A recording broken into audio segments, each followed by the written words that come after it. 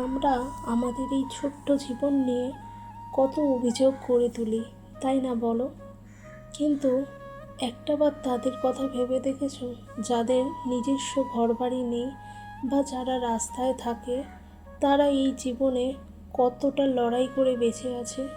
আচ্ছা, আমরা যদি আমাদের জীবনে বড় বড় অভিযোগগুলোকে দূরে সরিয়ে ফেলে যদি সুন্দর ছোট ছোট মুহূর্তগুলোকে উপভোগ করতে পারি, তাহলে জীবনটা কেমন হয় বলো?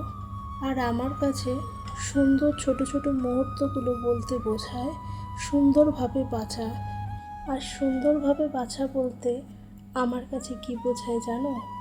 আমার কাছে বোঝায় তোমার কাছে যেটা আছে তুমি সেটাকে নিয়ে সামনের দিকে এগিয়ে চলো, তোমার লক্ষ্য স্থির রেখে। তুমি এইটা কখনো ভাববে না যে তার কাছে এটা আছে মানে আমার কাছে নেই কেন। এই জিনিসটা যদি তুমি জবের থেকে তোমার মাথায় গেঁথে নেবে, সেদিন থেকে দেখবে তুমি তোমার মনের মধ্যে একটা পজিটিভিটি কাজ করবে। টাকা তো অনেকেই রোজগার করতে পারে, কিন্তু কতজন সৎভাবে টাকা রোজগার করতে পারে বলো? আর তোমার পরিচয় তখনই সুন্দর হবে যখন তুমি অসৎ পথে না থেকে সৎ পথে রোজগার করবে।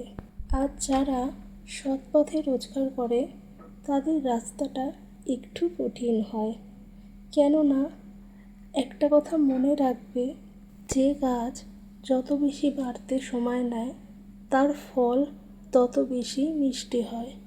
সবশেষে একটা কথাই বলবো, একদিনে কিছুই হয় না, কিন্তু একদিন ঠিকই হয়। তো চলো, আজকের মতো এইটুকুই থাক।